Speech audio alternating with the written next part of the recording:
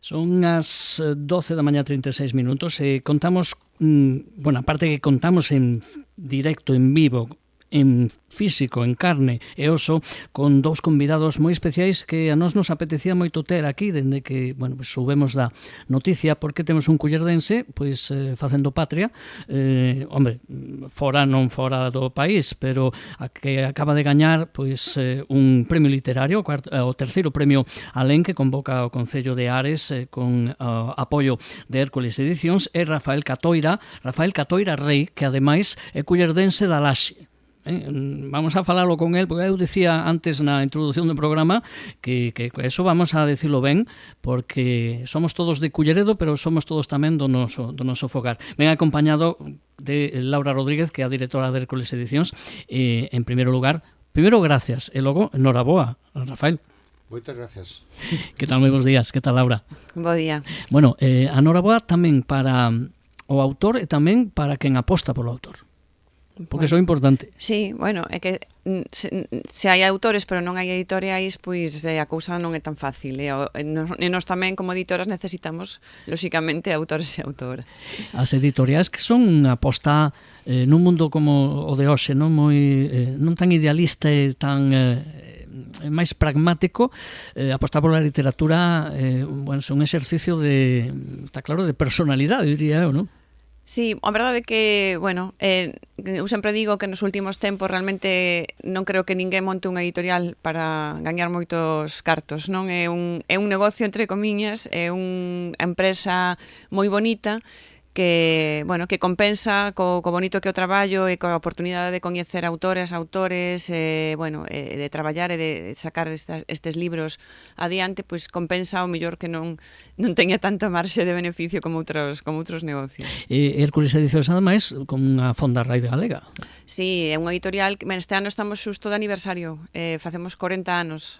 Foi unha editorial que fundou o meu pai no ano 85, dende o principio traballando sempre a prol da cultura galega, co proxecto Galicia, que é a nosa obra máis importante, que é unha obra que recolle en 64 volumes, que agora parece mentira dicilo, todo o saber de Galicia, dende a historia, antropoloxía, arte, ata a heráldica e a economía, non? Son de series que se publicaron a principios deste século, foron os últimos tomos, e despois outras coleccións moi importantes, pero nos últimos anos tamén o que estamos intentando é darlle tamén un xiro, non un xiro, senón tamén abrir novos camiños, e a literatura é un dos camiños, a literatura. E dicía antes, Laura, claro, que ten que haber autores, e autores os hai, non? Pero hai que darlles un altofalante para que salgan, neste caso hai que publicarles as obras.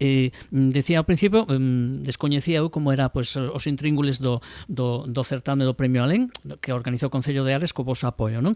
E neste caso, a terceira edición a levou Rafael.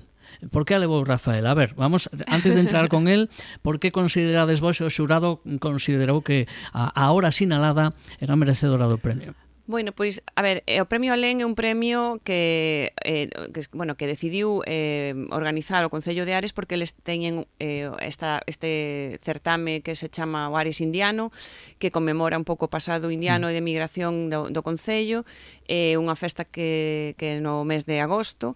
Entón querían facer, para darlle un pouco tamén, a parte da que a festividade ou cousas que organizan, pois darlle tamén un selo cultural importante coa creación deste premio.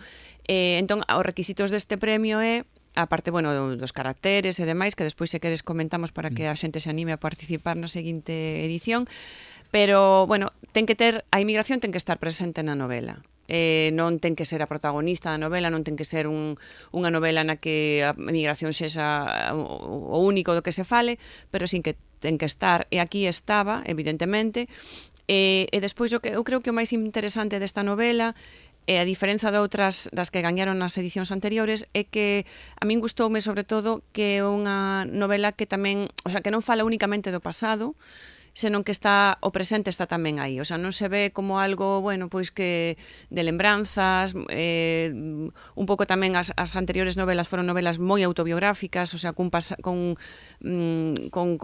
moita relevancia do que foi a experiencia das autoras na súa familia e demais. Neste caso era unha obra totalmente de ficción, E tamén gustoume esa conexión do presente e do pasado, que non fose únicamente unha novela de recordos ou de como foran as cousas antes, senón que tamén se vise esa a relevancia que ten a inmigración hoxe en día e a importancia que ten ese pasado de migración nas xeracións actuais, non? Entón, foi o que máis nos gustou.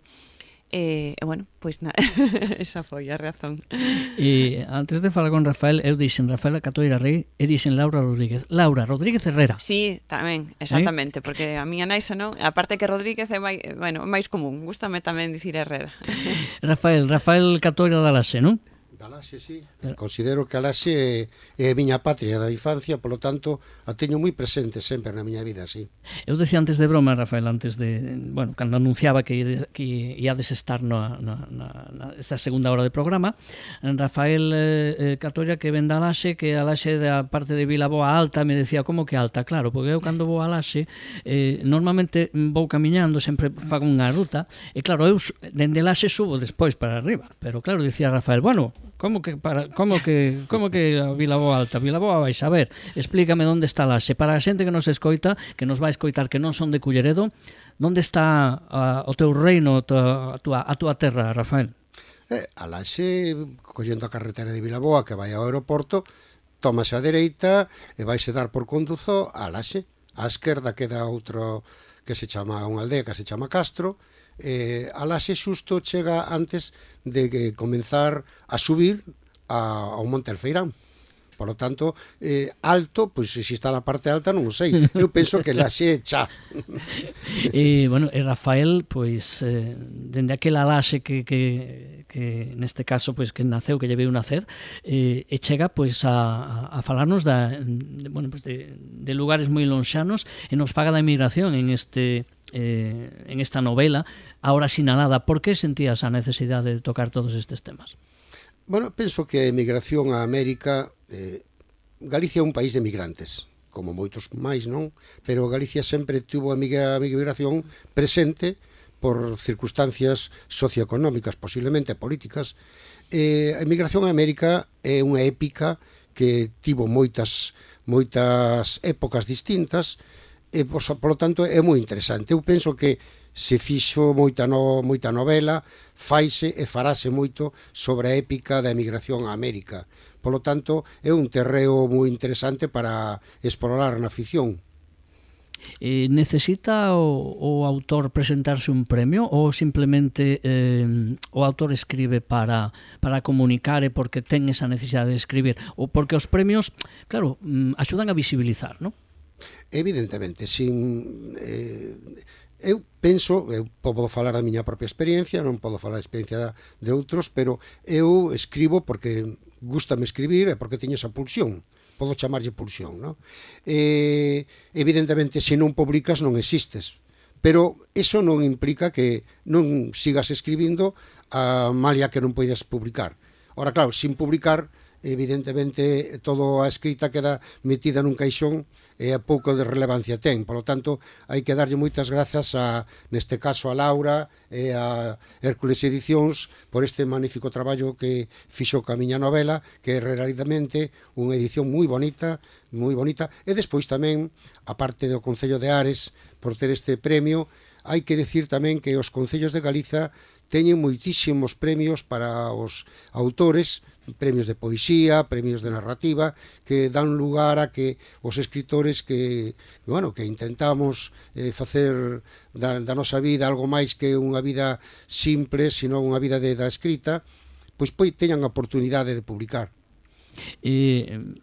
Rafael non é autor só desta novela, é tamén poeta. Eu digo que é poeta. Logo, que visión ten o autor de que un é poeta ou non? Navegando cara a Ítega, que é outro das obras. Rafael, que se considera máis? Escritor simplemente? Poeta? Novelista? Non sei. Gústame moito escribir, polo tanto, non sei. Esta é a terceira novela que teño publicada. Teño outras no caixón, pero esta é a terceira publicada. De poesía, pois teño outros premios. Veño de gañar un premio de Torre de Caldalobo, que ainda me entregaron a semana pasada, de poesía. Síntome cómodo escribindo poesía, e tamén me síntome moi cómodo escribindo narrativa. Non sei, non preciso ser quen son ca escrita, simplemente teño esa pulsión, séntome, escribo, e o que sae. E tamén o que dicía Rafael, que realmente os premios son moi importantes non só para os autores e autoras, que é unha forma de darse a coñecer e de algún xeito pois destacar dentro de todas as novidades, dentro de todos os autores e autoras que publican, pero tamén para as editoras son moi importantes os premios, porque, por lo menos para min, é unha forma de achegarme e de coñecer outros autores e autoras que seguramente senón non chegarían a min, porque é mellor por descoñecemento, porque non saben que Hércules nesta nova etapa está publicando literatura, porque pensan que aí iso se pode publicar en nun 2, 3 editoriais en Galicia, non saben, non? E moitas veces, ou sí que saben, pero non... pero pensan que o mellor eu xa teño compromisos con determinadas persoas, e non, para min é moi importante que, ter esa oportunidade, esa canle de comunicación directa con eles, con elas, dar voz a estas persoas, e tamén ampliar un pouco ao abano, non, de libros que se publican en Galicia, que haxa máis pluralidade, que haxa máis diversidade. Para min é importante para achegarme, que se acheguen a min autores e autoras que non publicaron antes comigo. É unha especie de viveiro, é dicir, ata verso dos premios, non? Porque os premios poden ser comerciais, hai moitos premios, estamos pensando todos no mesmo, seguro, que claro, que non te dan esa realidade dos autores que existen, non? É que, a min gústame sempre, non sei como funcionan outros premios, algún sí que sabemos todos, non? Pero non ímos a entrar aí. No, por suposto. Pero, que quero dicir, aquí en Galicia non sei como funcionan outros premios. Eu sei que o premio Alén do Concello de Ares é un premio absolutamente transparente, e que eu dígolle á Concelleira de Cultura que lea a novela que decidiu o xurado que era a gañadora, mándolle un correo dicíndolle exactamente a deliberación do xurado co título que ven, pseudónimo e tal, e ela nese momento no Concello abren a aplica. Realmente non sabemos quen hai detrás do pseudónimo, que é bonito e o lóxico, non? Sí. Teño que confesar que tamén é unha sensación un pouco de nervios, de dicir quen estará detrás.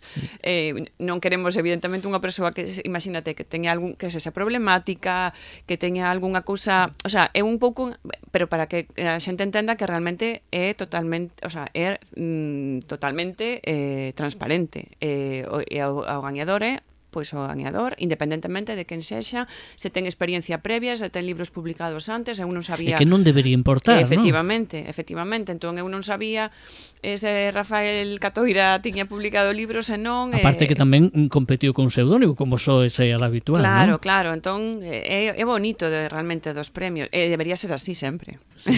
Non sei se sempre... Falabas antes de viveiro, de canteira, de coñecer o estado do panorama de se hai autores ou non. Hai autores e autoras, por suposto. Hai moitos, sí, en Galicia, xa non digo coñecidos comerciais, que merezan a pena, como neste caso, por exemplo, Rafael. Sí, claro que sí. Eu creo que sí que hai Galicia sobre, non temos máis que mirar os premios que temos a nivel nacional, os premios nacionais de narrativa, de poesía, que levaron autores e autoras galegas. Creo que a nivel creativo é unha cultura que ten moitísima vida, un pouco a mágoa que temos, ou un pouco, a dificultade que temos, a dificultade moitas veces da lingua, non? Da situación da lingua, e despois tamén un pouco a situación da industria como tal, non? Da industria editorial, porque, é un negocio, como dicíamos antes, moi complicado, evidentemente as editoriais máis grandes non están en Galicia, entón competir con outras editoriais máis grandes é complicado, bueno, digo, o que falta un pouco mellor é ese músculo editorial forte, que poida facer apostas importantes, que poida, bueno, pues colocar os libros nas librerías, que poida, bueno, facer o que fan as grandes editoras, non? Pero a nivel creativo creo que está demostrado que hai moitísimo que ler. Te escuitaba agora falar de negocio e a mí me parece que a ti o de negocio editorial non van, non? É dicir, é máis unha forma de ver a vida e de enfocar un pouco a vida túa profesional. Sí, a ver, esta, como dicía antes, Hércules é unha empresa familiar que fundou o meu pai. Eu non pensaba dedicarme a este mundo dos libros. Eu empecé a traballar en Madrid noutro sector totalmente diferente, pero por cousas da vida, pois, bueno, eu decidín volver a Coruña. Eu vivín en Madrid, en Estados Unidos, e despois decidín volver a Coruña bueno, e traballar na empresa familiar. Sempre digo que se a empresa familiar fose, eu que sei, de neumáticos, seguramente non estaría traballando na empresa familiar, non? Pero por eso hai máis persoal sí, de que sexas editora, sí, hai sí, máis de vocación, sí, que de outra cousa, non? É moi bonito, é un traballo moi bonito. É duro, o que dicía antes, é duro, porque, bueno, evidentemente hai outros sectores que teñen marxes moito máis grandes, que, bueno, que funcionan moito mellor, pero é moi bonito, é un traballo que eu creo que ten que ter esa componente vocacional e de paixón polos libros, polo que faz. A min os libros, dende sempre, fui unha lectora, bueno, precoz, encantábanme os libros. Despois meu pai sempre traballou neste mundo, co cal sempre había libros na casa, sempre unha cousa que eu creo que é importante, estar familiarizada cos libros, que sexan parte do teu mundo, bueno, cando somos nenos, cando somos nenas, que estean aí, que non sexan obxectos que asociamos únicamente a estudar ou a algo obrigatorio, senón que sexan parte da vida cotiá. Para min foi así, entón, pois, non é algo que sempre vivín, é algo que me gusta, entón, bueno, é un traballo, como digo, que ten esas inconvenientes, pero despois ten moitas recompensas. Eu lle preguntaba a Laura por o tema da vocación, porque tamén aos escritores e escritoras hai que preguntarlles por que escriben. Por que escribe, Rafael? Escribe porque o ten aí dentro sempre, ou escribe porque un día pues, hai algunha cousa que teño que sacar fora, non sei. Eu penso que se escribe por pulsión, tes unhas gañas de explicarte, de espallarte na escrita, porque son un ávido lector, desde sempre, desde pequeniño leín o que caía nas miñas mans, non? Entón, chega un momento que desexas expresarte, a arma que tes é un bolígrafo, un papel, ou neste caso o ordenador agora, entón, pois, escribes porque tes necesidade de expresarte. É unha necesidade que tira de ti. E por que hai unha hora sinalada na túa obra, neste caso, como chegou a idea de afinar a novela? E unha cousa que te preguntaba ao principio, dende que te veu a primeira idea do libro á cabeza, canto tempo tardou? Porque isto é un proceso da creación, é un proceso a lume lento, non? Non foi tanto. Lin, perteñezo á Asociación de Escritores e Escritoras en Lengua Galega, vin ali a convocatoria do premio, pero ao principio non lle di moita importancia, porque hai moitos premios, pero despois de súbito apareceu unha idea, a idea principal, que é a idea do primer capítulo, e entón tirei de aí, e dixen, sí, por que non? Empecé a traballar nel, non me levou moito tempo, porque tamén hai que dicir que o premio é un premio de novela corta e ten uns caracteres, non pode pasar de certas páxinas, pero bueno, eso non quere dicir que sea esa fase de escribir, pero sí, saíume doadamente, non? Entón, tirou de min a propia historia, porque eu son unha persoa que escribe de forma moi intuitiva, e a historia tirou de min, unha vez que tive a idea, fun saindo que para min a escrita é algo máxico.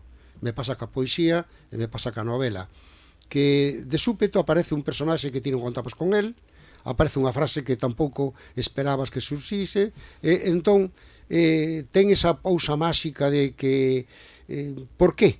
Porque, de feito, o mesmo título, A hora sinalada, realmente non é un título moi normal dunha novela, suelen ter títulos un pouco máis enrachamantes, non? Pero Por que? Pois de pronto, de súpeto, un personaxe interesante, unha especie de meiga, unha especie de advertencia que lle fai a unhos rapaces que despois van a ser os protagonistas da historia, lles di, vai chegar a hora sinalada, porque sodes galegos e tedes que emigrar. Ahora sodes unhos rapaces, pero nun momento vos vai chegar a hora sinalada. Esa hora sinalada é a hora que sentían os galegos naquela época e de moito máis tarde despois, cando foron a Europa, de emigrar. As condicións socioeconómicas e políticas de Galicia impedían un desenvolvemento persoal, entón pois tiraban deles para outros sitios. América era o Dourado, o sitio onde podían eles poder chegar a ter unha vida moito con máis dignidade, non? E hacia ali foron tirando todos, non? Rafael gañou a terceira edición deste premio Alén, nos dicíades antes que está xa, Laura, a cuarta, iba a decir no pleno non, pero evidentemente está todo preparado para que a xente pronto poda presentarse, non? Sí, anunciamos a convocatoria da cuarta edición o mes pasado. Podemos recibir os orixinais, están as bases evidentemente na web, poden atoparse moi fácil, ata o 9 de maio. En xuño é cando deliberamos no xurado e en agosto cando se publica o libro. É un calendario como moi apertado e moi axustado, pero bueno, era para que o libro, bueno, sempre se presenta dentro deste contexto de Ares indianos, entón, pois a media en torno a 15-20 de agosto é cando se presenta, entón temos que correr. E como dicía Rafael, como é novela curta, entre 80.000 e 140.000 caracteres con espacios, realmente non é bueno, non é unha novela, non é como unha novela longa que leva moito máis tempo. Entón, hai veces que hai autores e autoras que xa teñen algo bueno, encamiñado que pode presentarse o premio, hai xente como Rafael que decide empezar unha novela cando ve as bases, hai de todo. Pero bueno, quero animar a todo o que nos estea escoitando a que se presente, porque o que dicía antes, cantos máis autores, cantas máis autoras se presenten, mellor para o premio, mellor para todo, para a cultura, para os propios autores, mellor para todos. E isto, iba a decir a Rafael, lle anima a seguir escribindo. Supoño que non fai falta que recibir un premio porque ti tes a pulsión de escribir. Sí, e esa está aí. Evidentemente, sí. De feito, teño que dicir que veño de gañar un premio da Torre de Caldaloba de poesía a semana pasada. Sí, a min... Pois bueno, veña a falar da miña novela, esa famosa frase, libro, ¿no? Esa famosa frase, ¿no?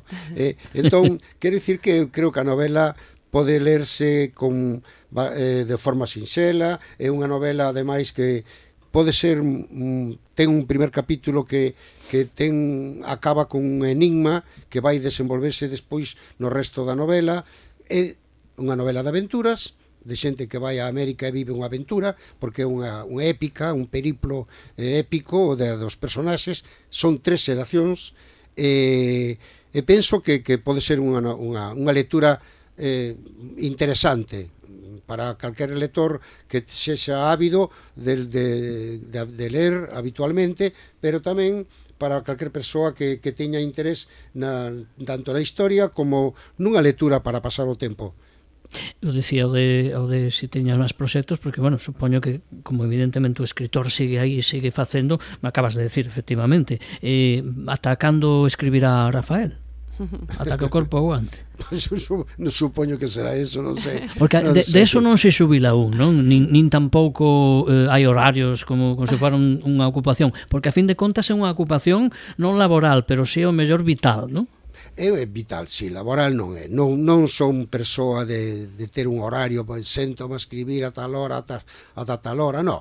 Son unha persona, en este caso, de impulsos, non? Vou a pulos. A veces sento e escribo durante horas, e outras veces non escribo nada.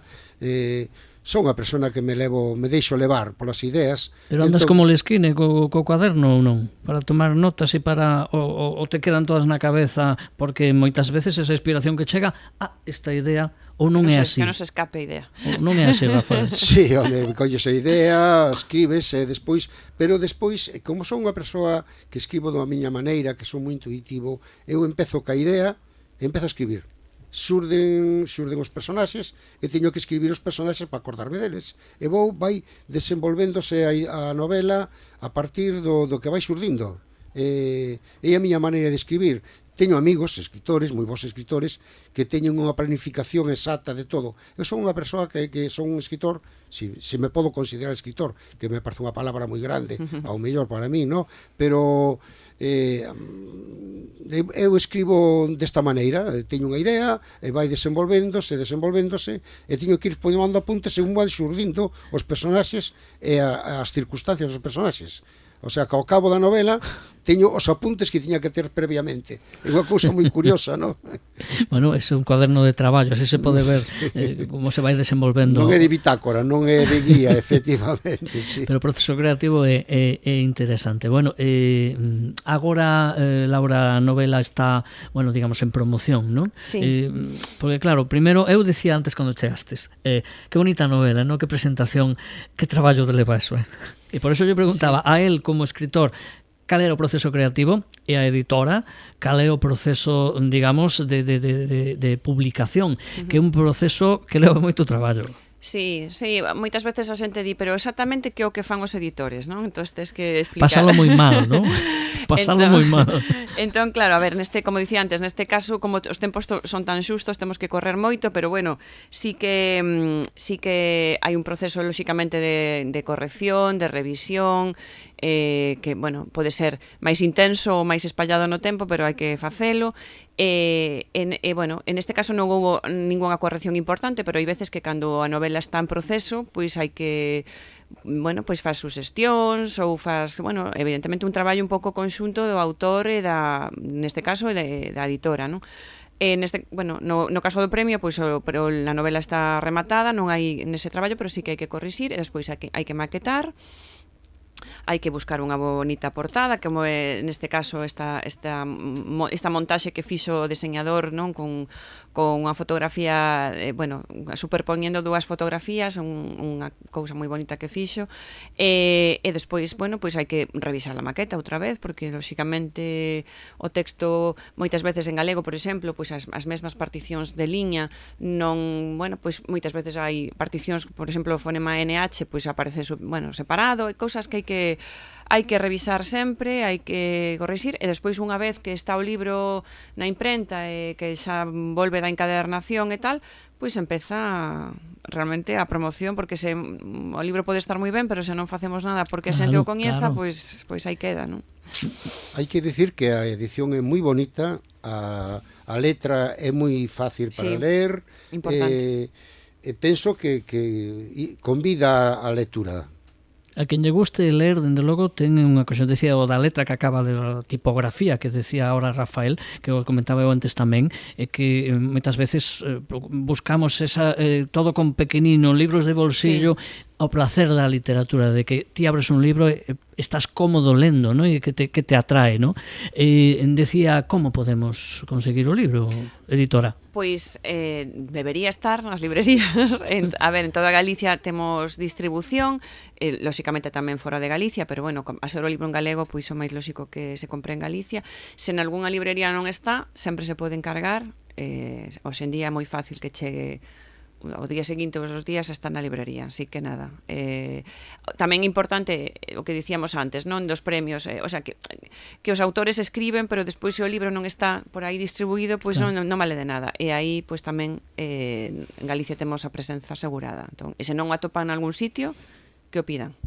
Pois a Rafael Catoira Rei, a Laura Rodríguez Herrera, moitas grazas por vir hoxe, moitísimo éxito con este proxecto, a Rafael como autor e a Laura como pues ese apoio incondicional e ese, bueno, pues propiciar que os autores en Galicia pues podan ver a luz e que os lectores e as lectoras podan disfrutar da boa literatura que se fai en Galicia.